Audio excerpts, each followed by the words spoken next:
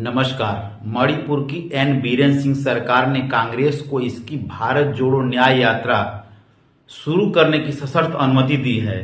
News 18 के अनुसार party नेता राहुल गांधी के नेतृत्व में यह यात्रा 14 जनवरी को इम्फाल से शुरू होने वाली है।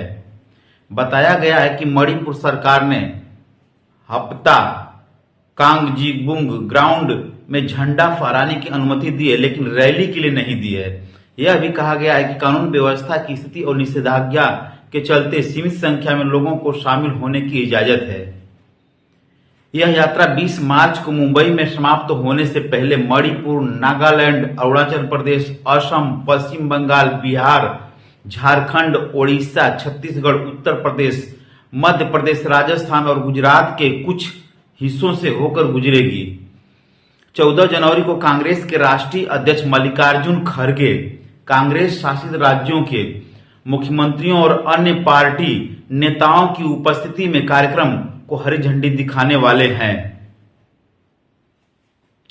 महाराष्ट्र विधानसभा के अध्यक्ष राहुल नार्वेकर ने अयोग्यता मामले पर अपना फैसला सुनाते हुए कहा कि मूल शिवसेना में दो फाड़ होने के समय वर्तमान सीएम एकनाथ शिंदे के नेतृत्व वाला गुट ही असली शिवसेना था।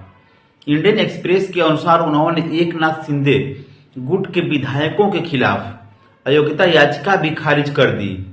उन्होंने कहा कि 21 जून 2022 को जब दो फाड़ हुई तो शिंदे गुट के पास 55 में से 37 विधायक का भारी बहुमत था। नार्वेकर ने शिंदे गुट के विधायकों के खिलाफ अयोग्यता संबंधी याचिका को भी खारिज कर दिया। इसके साथ ही उन्होंने शिवसेना विधायकों को अयोग्य ठहराने की मांग वाली याचिका को भी खारिज कर दिया। विधानसभा अध्यक्ष ने दो निर्दलीय विधायकों और बीजेपी के बच्चू कडू को अयोग्य ठहराने की मांग वाली याचिका भी खारिज कर दी है। इस फैसले पर यूबीटी समूह के संजय राउत ने कहा कि शिवसेना इस फैसले से खत्म नहीं होगी और वे सुप्रीम कोर्ट जाएंगे। उनके गुट की ही राज्यसभा सांसद प्रियंका चतुर्वेदी ने कहा कि इस फैसले पर उन्हें कोई आश्चर्य नहीं हुआ। उन्होंने इससे पहले आए सुप्रीम कोर्ट के आदेश की भावनाओं के खिलाफ बताया। कांग्रेस ने ऐलान किया कि 22 जनवरी को अयोध्या में निर्माणाधीन राम मंदिर के प्राण प्रतिष्ठा समारोह में पार्टी के नेता शामिल नहीं होंगे। रिपोर्ट के अनुसार कांग्रेस महासचिव संचार जयराम रमेश ने पार्टी की ओर से एक बयान जारी करते हुए कहा कि धर्म मनुष्य का व्यक्तिगत विषय होता आया है, लेकिन भाजपा और आरएसएस ने वर्षों से अयोध्या में राम मंदिर को एक राजनीतिक परियोजना बना दिया है। स्पष्ट है कि एक अर्धनिर्मित मंदिर का उद्घाटन केवल चुनावी लाभ उठाने के लिए ही किया जा रहा है। बयान में आगे कहा गया है कि कांग्रेस अध्यक्ष मल्लिकार्जुन खड़गे, कांग्रेस संसदीय दल की अध्यक्ष सोनिया गांधी और लोकसभा में कांग्रेस संसदीय दल के नेता अधीर रंजन चौधरी भाजपा और आरएसएस के इस आयोजन के निमंत्रण को ससम्मान अस्वीकार करते हैं।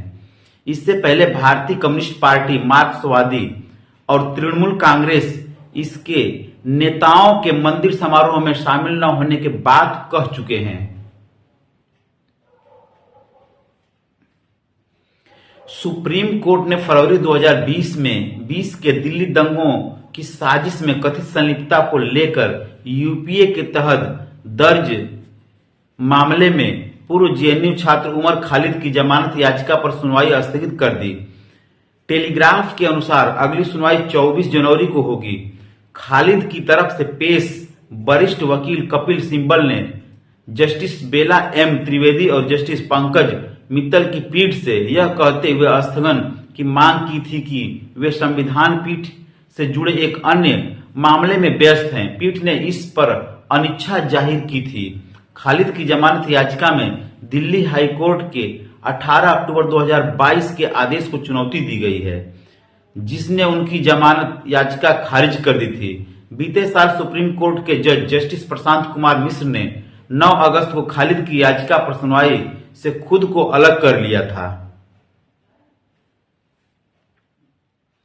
नागरिकता संशोधन अधिनियम सीएए 2019 के नियमों को तैयार करने के लिए केंद्रीय गृह मंत्रालय को एक और एक्सटेंशन मिला है।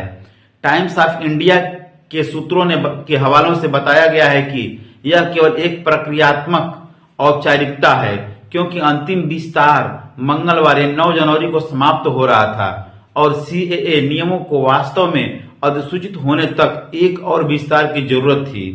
एक बार अधिसूचित होने के बाद नियम संसद के दोनों सदनों में रखे जाएंगे। मालूम हो कि जनवरी के अंत में शुरू होने वाला बजट सत्र लोकसभा चुनाव से पहले इस सरकार का आखिरी सत्र होगा। राज्यसभा में अधीनस्थ कानून पर संसदीय समिति द्वारा दिया गया नवीनतम विस्तार मार्च के अंत में समाप्त हो रहा है।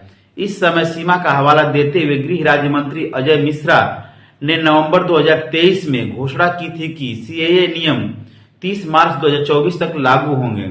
संसदीय नियमों के अनुसार किसी भी कानून के नियम राष्ट्रपति की सहमति या लोकसभा और राज्यसभा में अधीनस्थ कानून पर समितियों से मांगे गए विस्तार के 6 महीने के भीतर तैयार किए जाने चाहिए। सीएए दिसंबर 2019 में अधिनियमित किया गया था और 10 जनवरी 2020 को लागू हुआ था।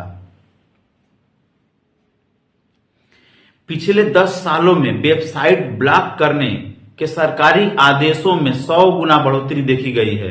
द हिंदू के अनुसार बिहार के एक्टिविस्ट कन्हैया कुमार को एक आरटीआई आवेदन के जवाब में मिली जानकारी बताती है कि 2013 में आईटी अधिनियम 2000 की धारा 69A के तहत केंद्र सरकार ने वेबसाइट और ऑनलाइन पोस्ट ब्लॉक करने के 62 आदेश किए थे, जबकि 2023 में अक्टूबर माह तक 6,954 ऐसे आदेश जारी किए गए। अखबार के मुताबिक ब्लॉक किए गए अधिकांश वेब पेज व्यक्तिगत पोस्ट, वीडियो या प्रोफाइल होने की संभावना है। 2022 में केंद्र सरकार ने एक संसदीय प्रश्न के जवाब में कहा था कि 228 वेबसाइट ब्लॉक की गई है, जब अन्य आदेशों जैसे कि सीधे सोशल मीडिया और ऑनलाइन सामग्री प्रदाताओं को भेजे गए आदेश को शामिल किया जाता है तो उस वर्ष की संख्या 6,775 हो जाती है।